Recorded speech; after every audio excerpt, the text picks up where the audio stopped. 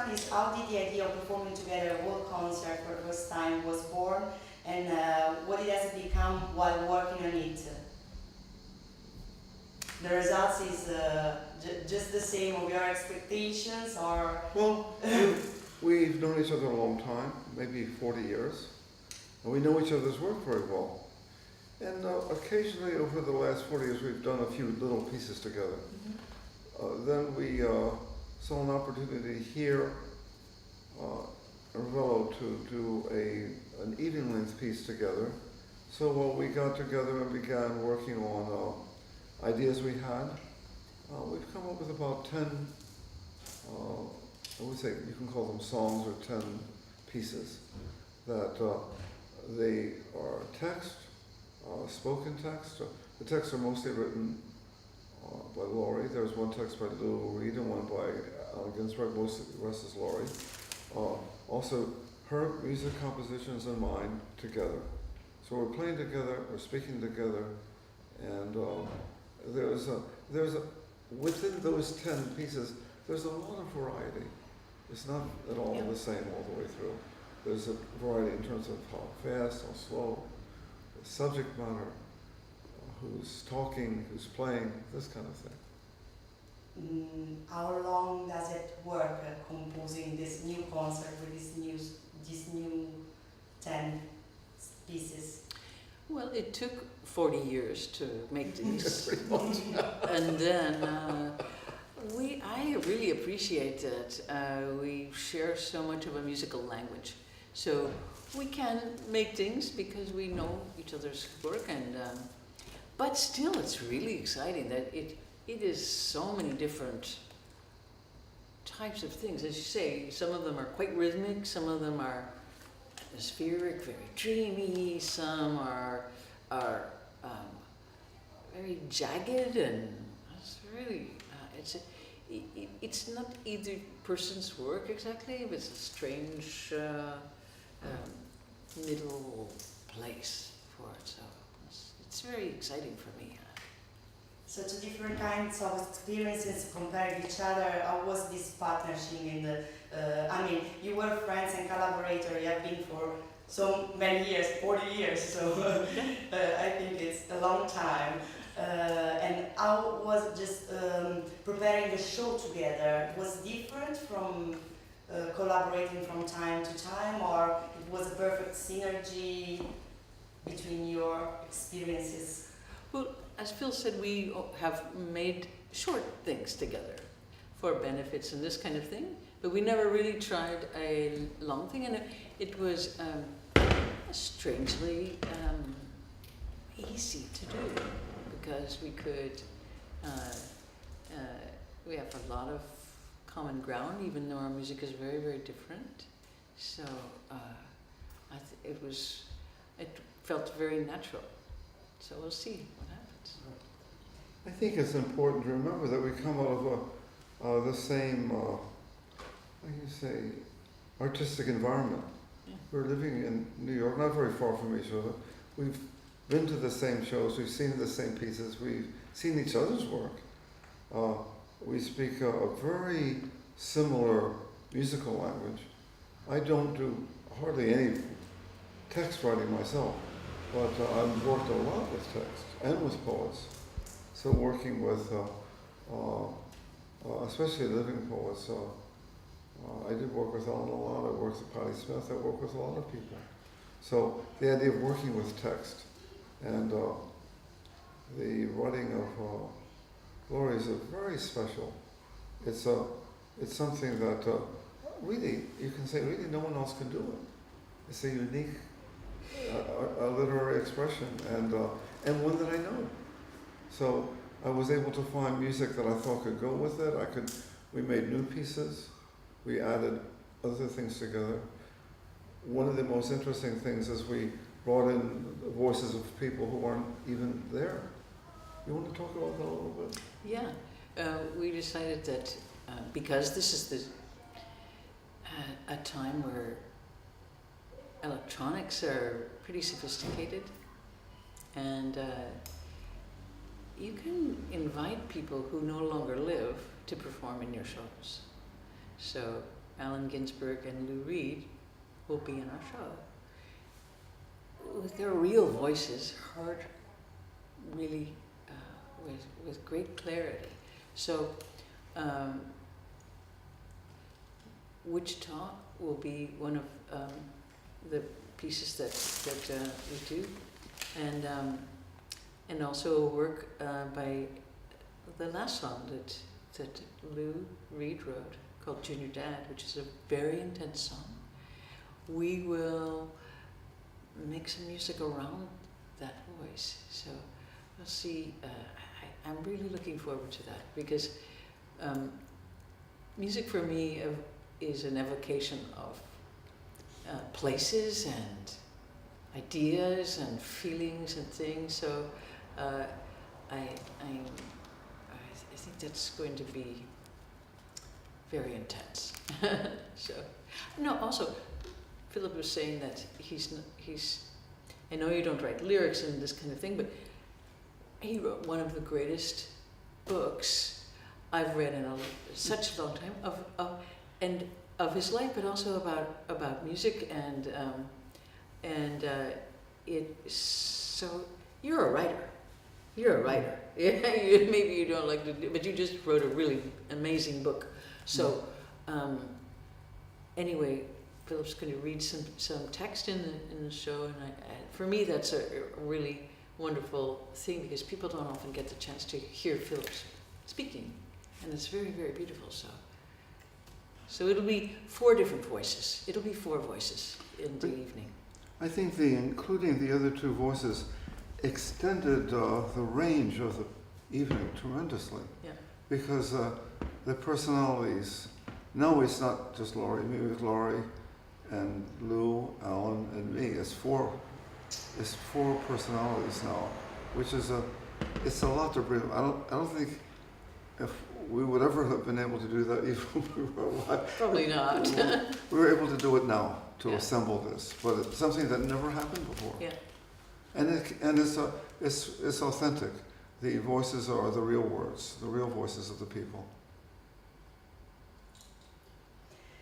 So this introduced me to the next question. Is what is the link, the relationship in your respective production between music and other forms of arts, such as music and poetry, or you're a writer, so you are, and music and image, and why not music and silence?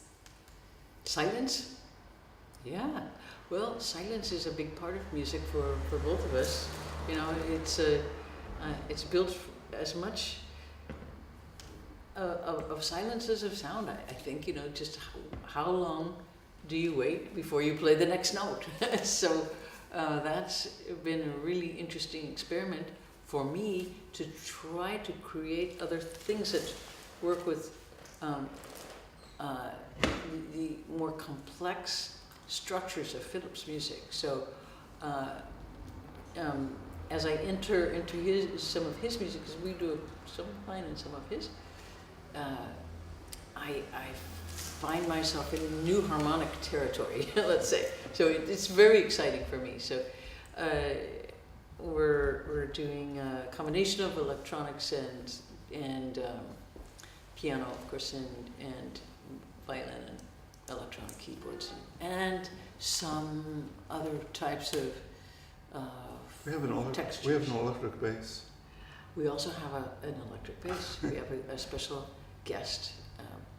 One of the things we can say about it's very true of contemporary expression today. We cross over the lines between dance and between movement and image and text and music. We cross that all the time, and that happens very much on this piece now. I would say that is maybe one of the most distinctive things about the contemporary work today. I mean, the pieces that are being made right now, and not only by people of our generation, but people much younger. The idea of combining words and music and image, and we're aware of all of those things. Yeah. For Mrs. Anderson, Mr. Glass was in Ravello 4 years ago. For you, I guess it's the first time. No, I have been here before. But not for singing or even for playing and singing? Or? For playing, yeah. Oh, And I'm trying to think of which year, but I have to find that out. good. Anyway, which is the relationship between you and these places? You'll find even a lot of friends, a lot of Guido or Davide de Blasio, Guido Rari, Davide de Blasio. There are a lot of people waiting for you here as a friend, and even as an artist, of course, but even as a friend. You know, for me, playing outside, especially playing outside in Italy, is an incredible dream because you participate in the incredible beauty of the landscape, and this is becomes such a part. I remember one time I was playing with a small band on top of a hill. I'm forgetting which town it was, a small town, and the song was just finishing, and I heard this beautiful little melody, and I was like, I looked over at Peter, who was playing keyboards, and he had stopped. He was going like this, and I was like, oh, but the beautiful little melody is still going on, and I'm like playing, going, what is that? And finally I realized I was playing a duet with a little owl who was singing up in the tree. And I thought, I can die right now, because life does not get better than this. I'm playing with an owl, you know? So playing outside is magic, you know, and people, the audience feels that too. You know, you feel the air and you feel the beauty of this place. Yeah. We've been hiking a lot here and looking at the ocean and the sky and the mountains, and it is beyond beautiful. So it's a big privilege to be here. I said that my experiences with Italy in the summertime is I'm often playing outside. Yeah. In little towns in the square. So fantastic. You go to a town, and sometimes when we arrive, there's nobody there at all except an empty space. And about 3 or 4 o'clock, they'll start building the stage. Yeah. At 6 o'clock, the stage is ready. The audience is already there. They're having dinner, sitting on blankets and eating. Yeah. This is very, very common. Even in big cities,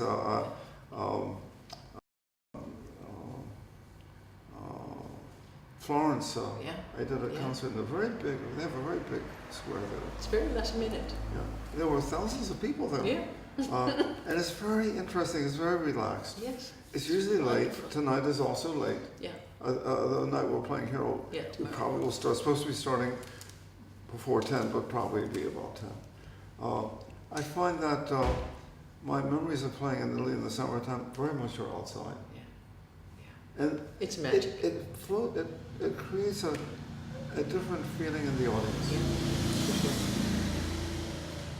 So this almost last question is from them, that they are students of cinema, so they would like to ask Mr. Glass what the Koyaanisqatsi Scazzi meant then for you and what mean now, which is the message in that movie. Well, this is a film by Godfrey Reggio, and it's really about, there are no words in it at all, except the title of the film itself. It's a series of images which record the progress of, let's say, going from the environment, the open spaces of the American West, into highly industrial spaces. So it's also a kind of reflection of the impact of technology on the way we live. That was very true when we did that in 1980.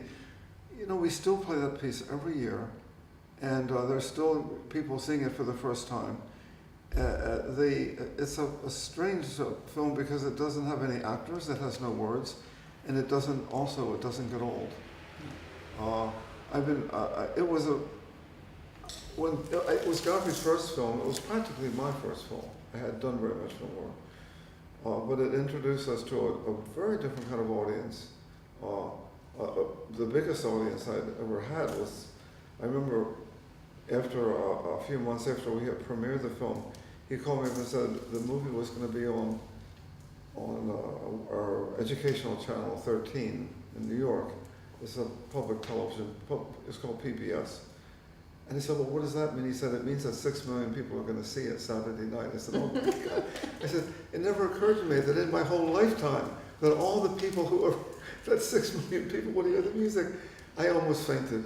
But then the film does that. The film has a huge audience, and it's my friend. I asked her how many movies she made. She doesn't even remember. But she has a new film, which is a wonderful film, and she makes movies herself. So the film world opens. It's like opening a big window that you never knew was there, and there are a lot of people who can look into that window. It changes how you work in a way, and not in a bad way. If I talk to 2 or 3 people, I talk in one way. If I talk to 10 or 12 people a different way, even a small group, 100 people, if I do a talk for 800 people, but when you talk to 6 million people, how do you talk? It changes the way we talk, and it's not a bad thing. It's a normal part of discourses of the activity of communication. You get into these big spaces with movies. It's for people like myself, and I think for a lawyer, because we can play in small places and big places. Tonight, so about 700 people. That's not as small, not big, it's kind of in between. But we've also played in places like the Hollywood Bowl and in big places. And then you get into these movies, and that's something else. Just a little more of in a high corner, for audience. It makes us change the way we think and how we work. Anything that can change how you work is a good thing. I like that attitude. Because it's going to change anyway, I might as well like it. It's like, yeah. So you have a movie, new one. A new movie, it's called Heart of a Dog. And it's the absolute opposite of Koyaanisqatsi, which is one of my all-time favorite movies. Koyaanisqatsi, I could watch it for 100 times.